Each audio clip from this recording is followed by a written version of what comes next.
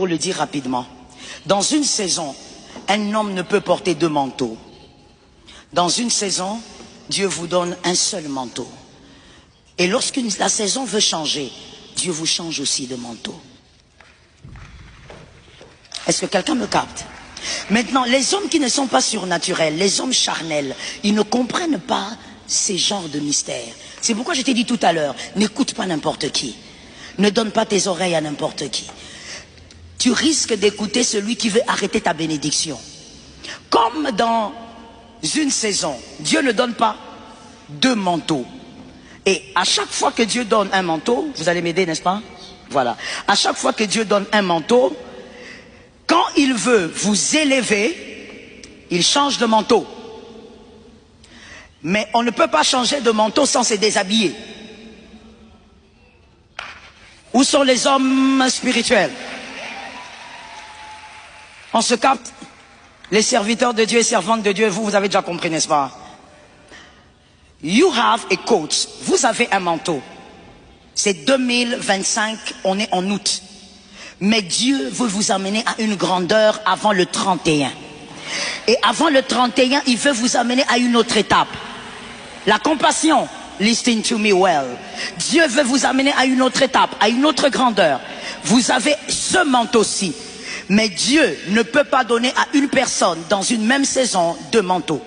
Et comme il doit vous amener vers une autre gloire, il doit vous donner ce manteau. Mais ce manteau ne peut pas arriver si on ne vous déshabille. La nudité doit intervenir. La nudité doit intervenir. Mais lorsque la nudité intervient, les hommes se moquent, les hommes vous critiquent, alors que c'est la prophétie de la gloire. Donne-moi un amen normal. C'est la prophétie de la gloire. Les hommes charnels, ma sœur, aime rester avec les hommes d'esprit. Parce qu'un homme d'esprit viendra te voir et te dire, Pasteur Mathieu, comment est-ce que tu n'as plus de manteau? C'est que notre manteau est en train d'arriver. Mais les hommes charnels diront, comment est-ce que tu es nu comme ça? Comment tu es humilié? Comment tu es rabaissé? Alors que Dieu prépare un deuxième manteau. Le deuxième manteau sera plus glorieux que le premier manteau. Est-ce que je parle à quelqu'un? Les amis, vous devez sortir des enseignements pareils. Vous devez savoir une chose, que le diable œuvre par les faux enseignements. Les faux enseignements vous ouvrent les écluses de l'enfer. Les vrais enseignements vous permettent de rencontrer Dieu. Et c'est qu'on trouve aujourd'hui dans ce monde. Pourquoi le christianisme est si faible? Parce que vous ne suivez plus la parole de Dieu. Vous avez remplacé par les doctrines de démons. Et le Seigneur Jésus nous appelle à combattre ces doctrines de démons.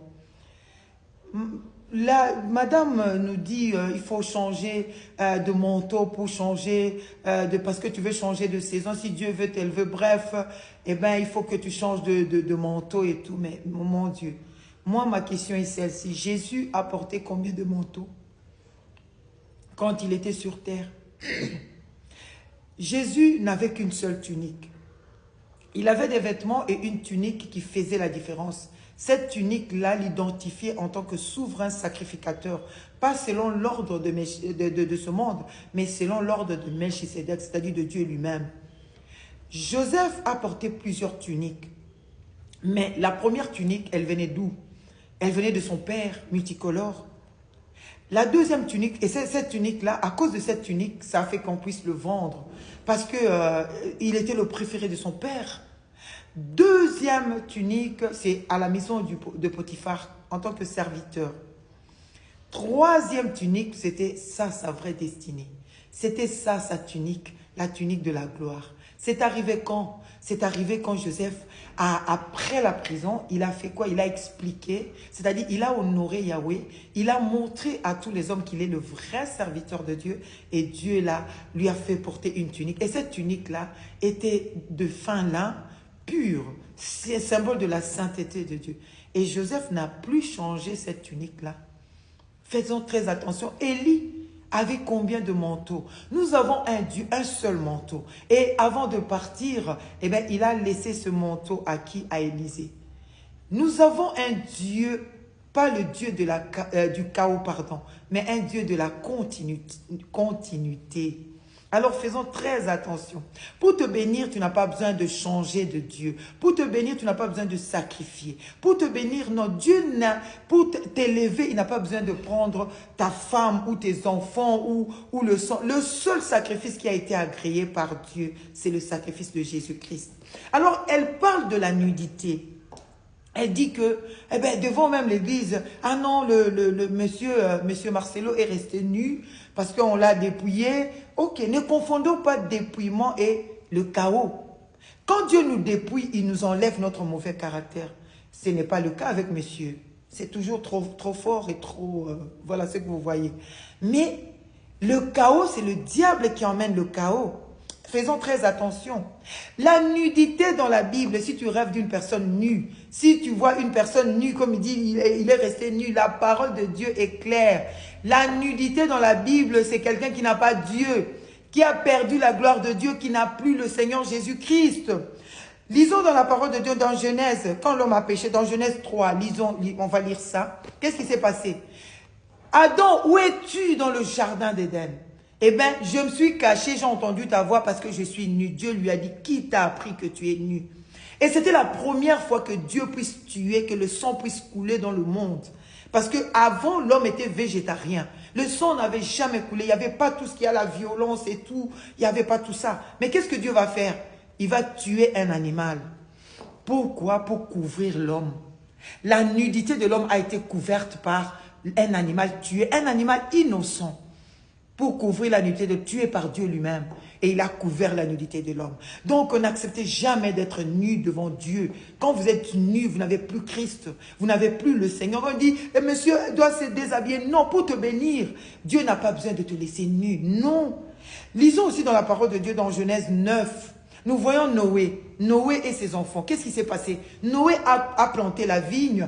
Il a bu et il est resté nu. Qu'est-ce qui s'est passé? Son enfant, son fils Cam, on peut dire Cham, Cam, est allé, il a vu la nudité de leur père. Mais les autres sont venus, et bien ils ont couvert la nudité de leur père. Qu'est-ce qui s'est passé? Noé a maudit Canaan. A maudit, parce qu'ils ont vu la nudité. Donc dans la parole de Dieu, il ne faut jamais accepter que tu sois nu, qu'on te voit nu. Comme il dit la nuit, ça ce sont des cérémonies maçonniques. Du reste, ils sont en noir, noir, blanc. Souvenez-vous des damiers. Hein, du carrelage maçonnique, c'est noir, blanc, c'est une intronisation. Mais tu n'as pas besoin de sacrifier ta femme, tes enfants, les autres pour que l'élévation de Dieu vienne. Non. Jésus n'a porté qu'un seul manteau. La Bible nous appelle à nous revêtir de Christ. Jésus-Christ, on a essayé de lui faire porter un autre manteau. Dans Matthieu, vous avez dit ça dans Matthieu 27, 28 à 31. Mais ça n'a pas pu résister. Le manteau écarlate.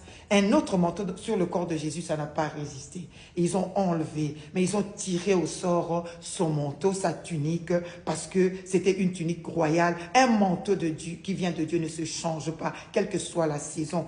La Bible dit dans la parole de Dieu, eh bien, ne soyez pas nus. Galates 3, 27. Vous, tous qui avez été baptisés en Christ, vous avez revêtu Christ.